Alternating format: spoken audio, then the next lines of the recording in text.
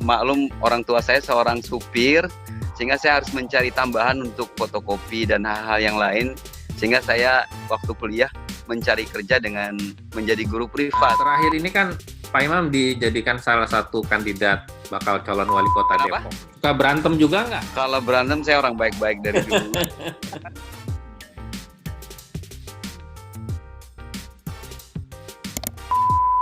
Bismillahirrahmanirrahim. Assalamualaikum warahmatullahi wabarakatuh. Waalaikumsalam warahmatullahi wabarakatuh. Selamat siang Pak Imam.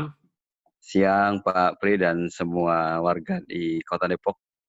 Warga Depok yang berbahagia, alhamdulillah siang ini saya mengundang Bapak Insinyur Haji Imam Budi Hartono, anggota legislatif DPRD Jawa Barat yang sangat sibuk dengan berbagai tugas dan amanah serta kegiatannya.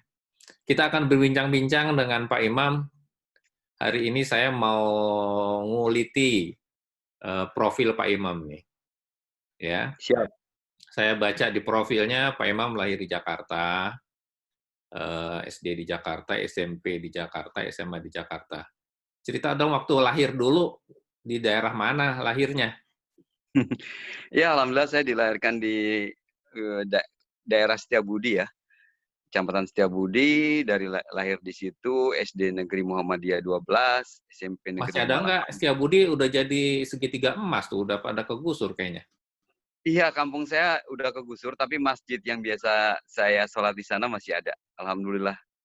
Wah, gimana dulu suasananya? Tahun berapa lahirnya Pak Imam?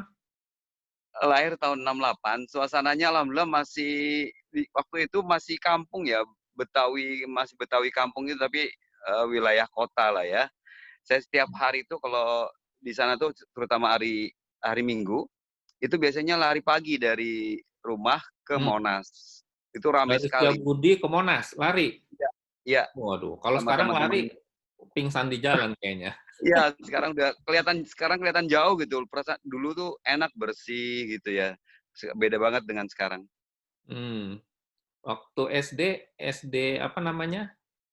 SD Muhammadiyah 12. Muhammadiyah 12 ya. Itu udah nggak ada SD-nya. Sekarang pindah ke Pamulang. SD-nya pindah. Iya, karena dibongkar. Oh, luar biasa ya perkembangan Jakarta ini. Waktu SD Betul. apa yang Pak Imam ingat dulu mainannya gimana waktu zaman itu? Kalau SD memang uh, masih apa ya, suasana tuh masih suasana kampung, sehingga mainannya seperti galasin, petak umpet, lalu main gangsing. Suka berantem Nah, juga nggak dulu? kenapa? Suka berantem juga nggak? Kalau berantem saya orang baik-baik dari dulu. Iya, nih kelihatannya orang baik-baik nih. Ya, nggak suka berantem, nggak suka tawuran ya. Ya, alhamdulillah. Oke, terus waktu setelah SD masuk SMP, SMP mana? SMP Negeri 58. Masih ada sekarang di Setiabudi, tapi udah dengan posisi yang baru. Hmm. Posisi yang lama tuh jadi Cis Plaza, sekarang lebih dekat ke SMA Negeri 3, Jakarta. Berarti itu SMP dikelilingi gedung-gedung bertingkat ya? Iya, betul, betul sekali. Wah, luar biasa. Waktu SMP dulu apa mainannya, Pak Imam? Aktivitasnya apa? Sempat ikut OSIS-OSISan gitu nggak? Saya dulu paskibra ya, jadi setiap kali upacara tuh sering Komandan. jadi apa, pelaksana, menjadi pengibar bendera lah ya. Luar SMA biasa. itu. SMP ya, SMP. SMP. Iya. Terus jadi juara Terus juga. kalau kenapa? Sempat juara kelas nggak waktu SMP? Kalau SMP saya terkaget-kaget karena SD nggak pernah juara, tiba-tiba SMP juara 3. Waduh. Teman-teman saya yang juara di SD nggak juara gitu. Saya juga kaget juga, kok SMP saya juara gitu, kaget juga. Oh, kenapa tuh kira-kira itu? Kok bisa ya? Saya juga nggak ngerti. Pelajarannya lebih gampang ya? Mungkin gini, mungkin konsentrasi SMP beda dengan SD ya. Kalau SD lebih banyak sosial, baca dan lain sebagainya lah ya, atau sejarah atau apa. Saya memang agak lumayan di bidang matematik, di bidang IPA lah ya, eksak gitu. Mungkin di SMP lebih banyak kepake, sehingga menonjol gitu di bidang IPA. Oh, wah, luar biasa. Emang bakatnya bakat-bakat IPA nih kelihatannya nih. Ya, tapi SMA-nya jangan gimana? salah Pak, jangan salah Pak, dulu saya di pendidikan Pancasila, itu di ijazah dapat nilai 9. Waduh, mantap. Berarti Pancasila sejati juga ini berarti. Alhamdulillah. Hafal itu butir-butir Pancasila itu hafal dulu. 36 butir Pancasila. Ya, dulu tuh hafal sekali. Hafal. Sekarang? Sekarang udah hanya hafalnya Pancasilanya saja 1 sampai 5. Oke. Terus SMP 58, SMA? SMA SMA 3 Negeri ya? 3. Waduh, Nah, apa sejak nih kenangan? SMA saya berubah, tidak lagi aktif di Paskibra. Saya aktif di Rohis, Rohani Islam. Hmm. Karena teman-teman di SMA 3 mendekati saya untuk bisa aktif di Rohani Islam. Dan Hmm. saya baru sadar keislaman saya tuh di SMA. Kalau dulu mah Oh. hanya di apa ya, diperintah sama orang tua aja, tapi sejak SMA saya sadar bahwa saya adalah muslim sehingga saya perdalam tentang Islam. Hmm. Apa kehidupan yang paling berkesan selama SMA itu?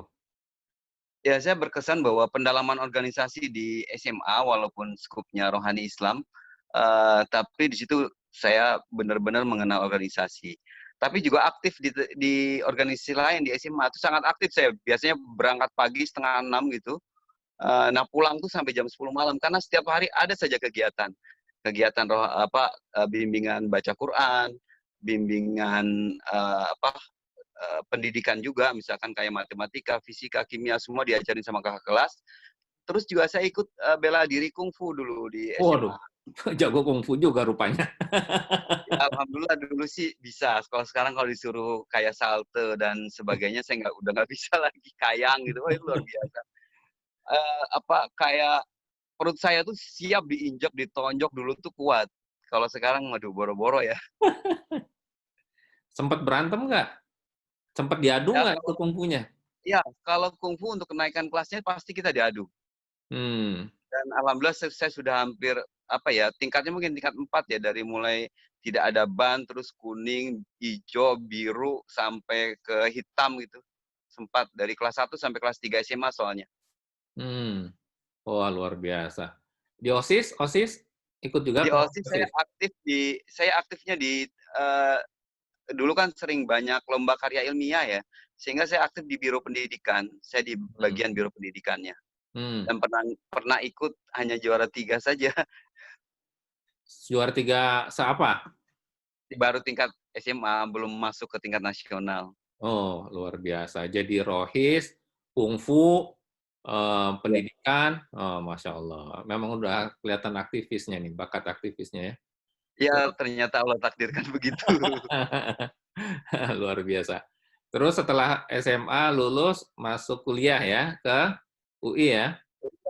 Saya minta undangan ke IPB nggak diterima, saya akhirnya ikut sistem penerimaan mahasiswa baru, alhamdulillah diterima di UI Fakultas Teknik, jurusannya Gas Petrokimia. Belajar apa itu? Gas? Belajar kimia ya, sejak SMA saya suka dengan pelajaran kimia, ternyata jatuh cinta sama kimia dan Hmm. mencari kuliah yang mata pelajarannya banyak kimianya. Dapatlah teknik kimia di UI. Sebab saya pengen ke ITB, dilarang sama orang tua terlalu jauh katanya.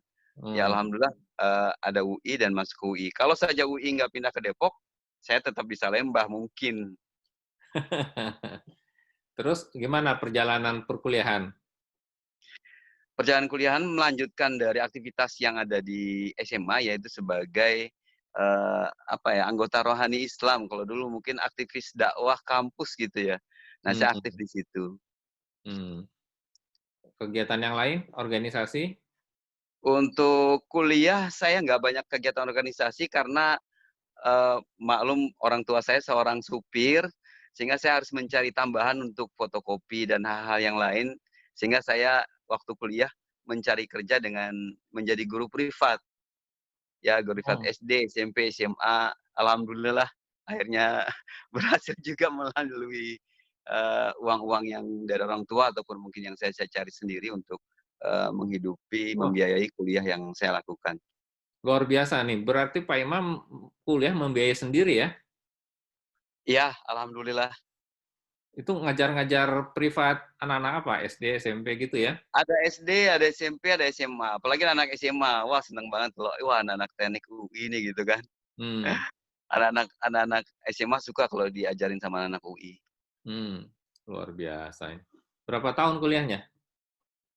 Nah itu yang, mungkin karena nggak fokus ya, fokusnya banyak nyari duitnya sehingga maksimal dulu UI masih boleh 7,5 tahun, saya 7,5 tahun. Alhamdulillah, jadi dimaksimalkan keberadaan di UI ya? Iya katanya sih sayang masuk UI Nggak susah-susah masuk terus susah-susah, keluarnya jangan iya, cepet. Oke, Pak Imam, dari segi pendidikan pengalaman organisasinya sudah sangat matang, kuliahnya juga banyak aktivitas yang lain. Lulus iya. kuliah, terus udah di Depok ya berarti ya? Sudah di Depok. Sejak kuliah saya memang tidak hidup sama orang tua, saya lebih banyak di tempat kos, udah belajar mandiri lah, tidak tergantung sama orang tua. Ya Hmm, kalau sebulan sekali mungkin saya nengokin, bapak atau ibu di rumah. di Jakarta. Iya Jadi di Jakarta. bukan pulang kampung ya, pulang kota ya. Pulang kota.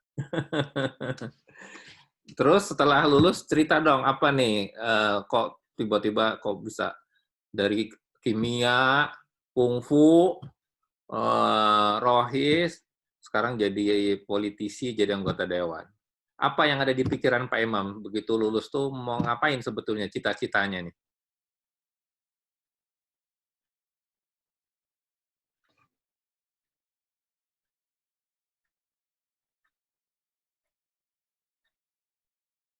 Iya sejak kuliah karena saya biasa ngajar, jadi saya masih mengajar, menjadi guru di STM Panmas waktu itu, belum menjadi SMK Panmas ya. Sempat beberapa tahun itu, cukup lama di sana dan di SMA Hang Tuah, biasa ngajarnya tentang matematik dan, keilmuan teknik lah di sana.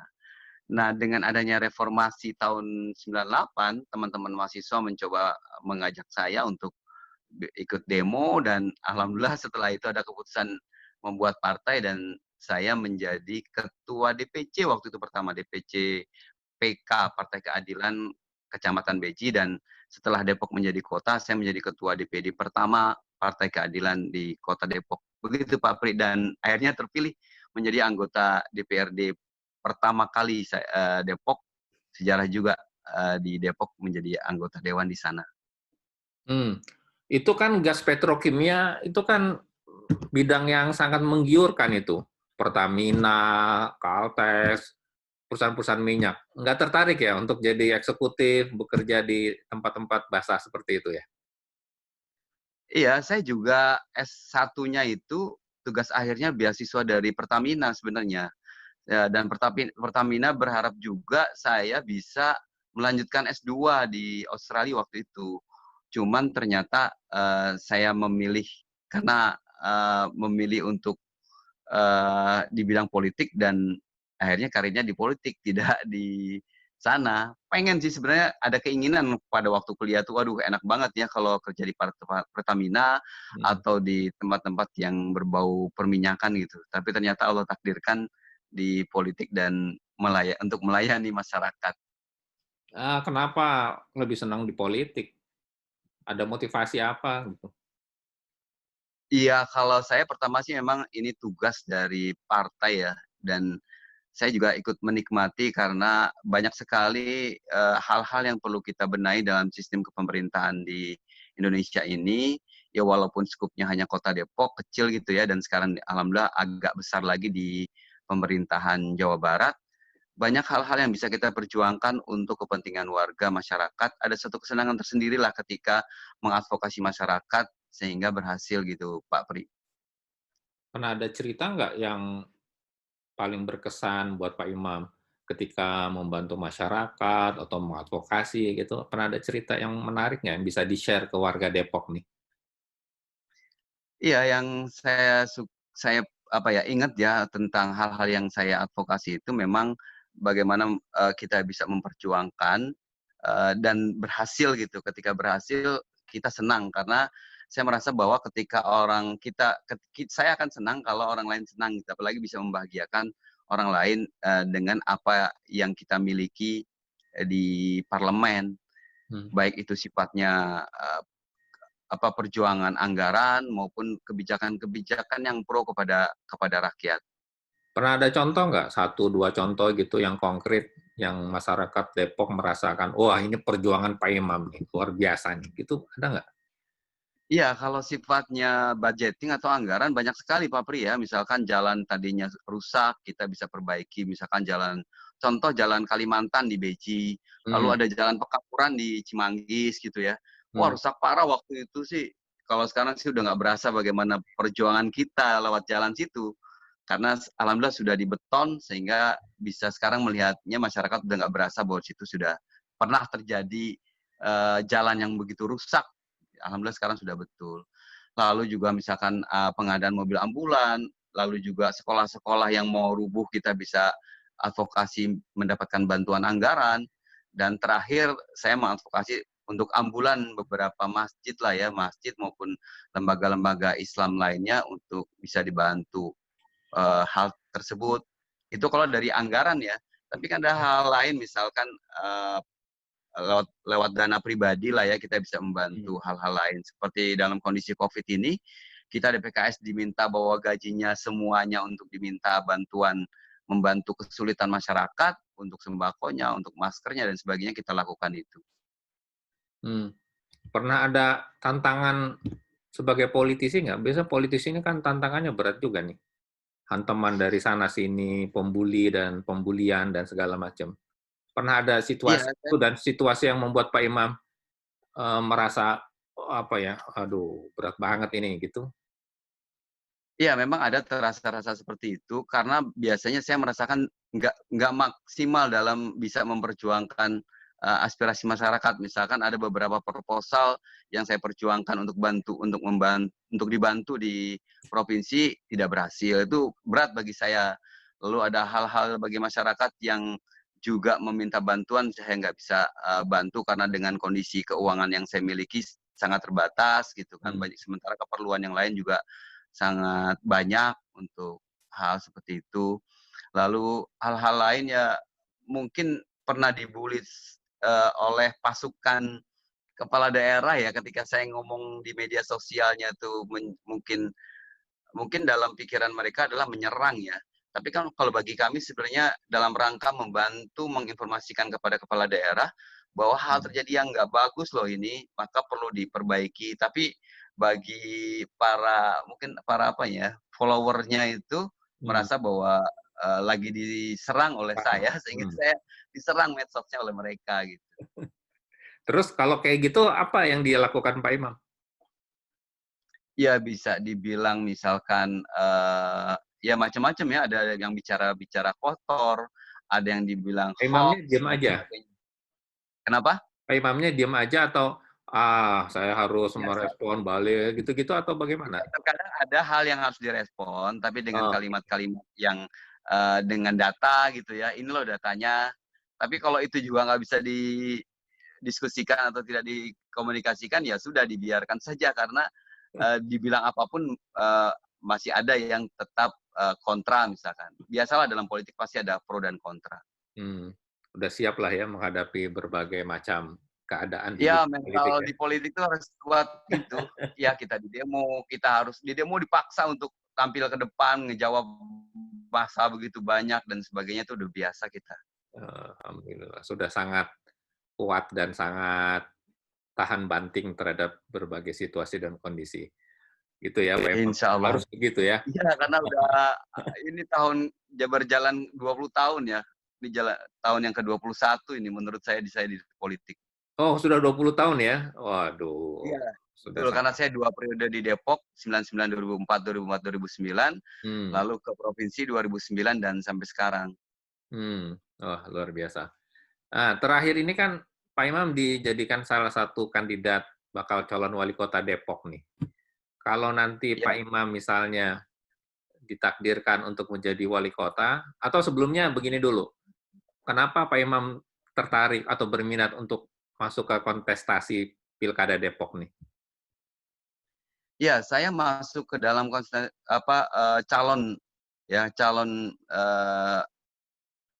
di pilkada ini bukan tahun ini saja, tahun 2015 kemarin pun juga saya di salah satu yang diapresiasi oleh partai untuk sebagai calon kandidat yang dari sistem di PKS kan ada Pemira, lalu juga terus survei dan sebagainya, dari 20 jadi 10, jadi 5, jadi 3, jadi 2, dan dari jadi 2 kemarin di 2015 itu saya dengan Pak Kiai. Dan sekarang begitu lagi nih, sudah menjadi 3 atau mungkin sekarang sudah menjadi 2. Alhamdulillah saya tetap masuk juga dalam perhitungan di PKS. Ya mohon doa saja bahwa kader-kader PKS juga mungkin dari hasil Pemira berharap saya bisa berkiprah di menjadi wali kota Depok.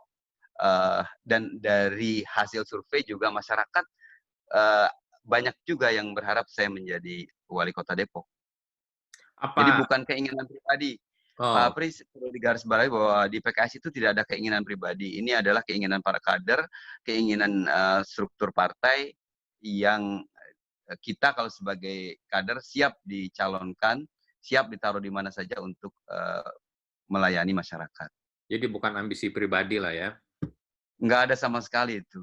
Ini adalah semuanya prosesnya proses Oke. kepartaian. Oke. Dan Ah, dan dipilih oleh kader. oke. Apa yang Pak Imam lihat tentang Depok? Persoalan-persoalan yang paling mendasar apa? Dan kalau nanti Pak Imam jadi wali kota, apa prioritas yang akan dibenahi?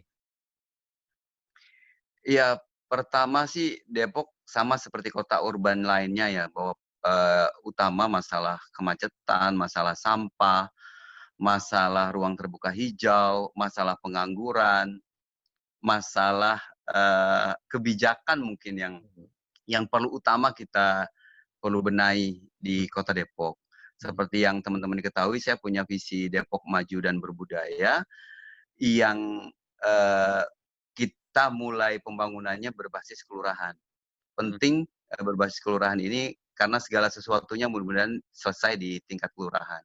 Baik itu kemacetan, persampahan, Hmm. ruang terbuka hijau, dan segala sesuatunya yang kita akan majukan, tapi jangan lupa kita juga orang yang berbudaya. Jangan meninggalkan gitu budaya-budaya lokal, budaya-budaya lainnya di Ya, Kota Depok. ya, persoalannya kan begini. Sekarang birokrasi menyatu aja kinerjanya bisa kita lihat banyak dikeluhkan oleh masyarakat. Kalau nanti birokrat itu dipecah ke kelurahan-kelurahan, bisa terbayang bagaimana mutu kerja dan bagaimana mengendalikan pekerjaan-pekerjaan di level kelurahan itu. Gimana triknya, Pak Imam? Iya, kebijakan pembangunan berbasis kelurahan ini ada 2 hal yang harus kita lakukan. Hmm. Pertama adalah kebijakan anggaran. Hmm. Ya anggaran selama ini terpusat di kota, Hmm. sementara kelurahan hanya dapat sedikit. Hmm. Kan kita melihat begitu. Sama seperti sentralisasi dulu di Indonesia. Anggaran hanya berpusat di pemerintahan pusat saja, tidak ke daerah-daerah. Tapi setelah otonomi daerah, Hmm. maka alhamdulillah daerah banyak berkembang karena anggaran di-share ke daerah. Nah, Hmm. untuk Kota Depok menurut saya sudah waktunya anggaran di-share di tingkat kelurahan. Jadi Hmm. kebijakan pertama itu adalah bagaimana memberi banyak alokasi anggaran kepada kelurahan. Hmm. Yang kedua, mengelola anggaran itu enggak mudah, sulit. Maka SDM-SDM kelurahan itu harus bagus. Hmm. Maka SDM-SDM yang ada di tingkat kota tarik ke kelurahan Hmm. untuk bisa bagaimana membangun kelurahan. Nah, Hmm. dengan adanya kelurahan 63 kelurahan di Kota Depok saling berlomba untuk menjadi baik, Hmm. disupport oleh anggaran dan SDM yang bermutu, Hmm. saya sih berpikir bahwa Depok akan lebih cepat pembangunannya dan masyarakat terasa terikuti dengan adanya pembangunan berbasis kelurahan ini.